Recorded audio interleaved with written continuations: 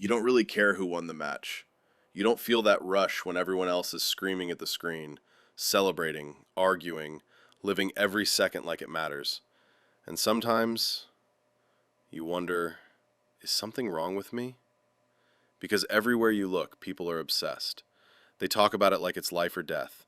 They plan their days around it. But you just don't feel it. And that makes you feel a little out of place. Maybe you've been in that moment before, sitting with friends, everyone glued to the TV, the room is loud, tension is high, someone misses a shot, and suddenly everyone reacts like it personally hurt them.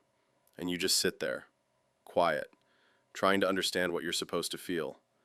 You might smile, nod along, pretend you're interested, but deep down, you're disconnected. And it's not just sports, it's the way people attach themselves to teams, to outcomes they don't control, to wins that aren't really theirs. And for you, that connection just doesn't click. Here's the part most people don't talk about. Not everyone is wired to invest emotionally in external things. Some people are naturally more inward.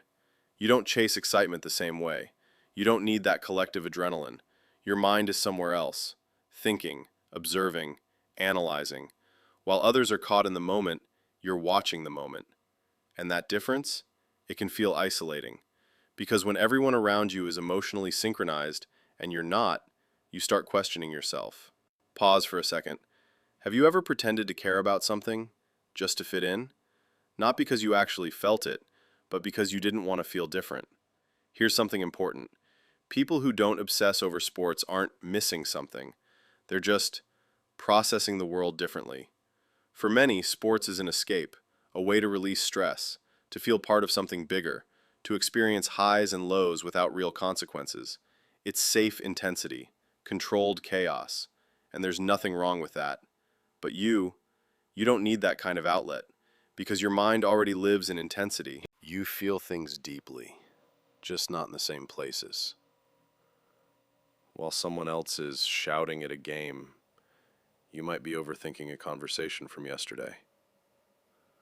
While they're celebrating a win, you're analyzing your life, your choices, your direction.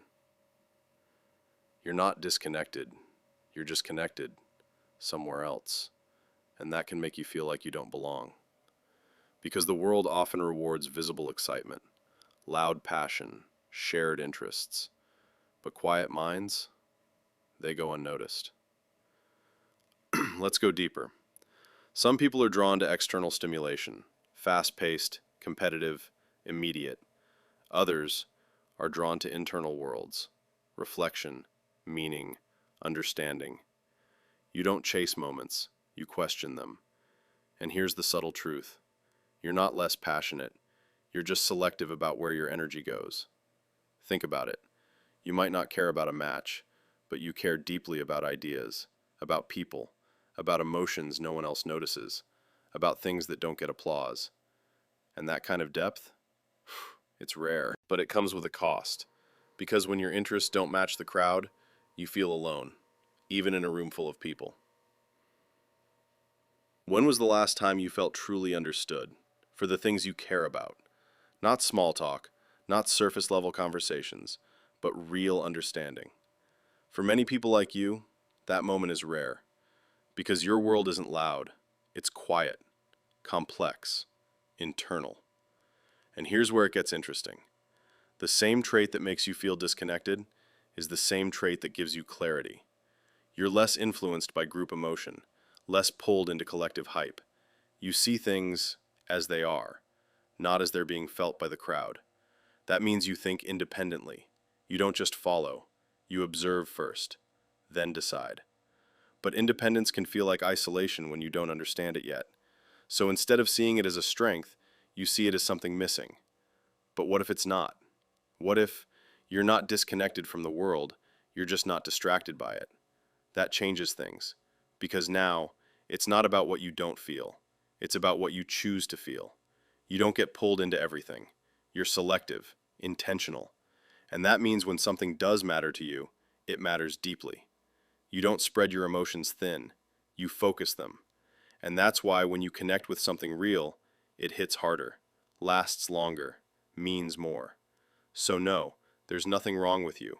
You're not broken. You're not missing out. You're just built differently. And maybe the goal isn't to force yourself to feel what everyone else feels. Maybe the goal is to understand what you actually feel. Because once you stop comparing your mind to others, you stop questioning your worth. And you start seeing your difference as something valuable.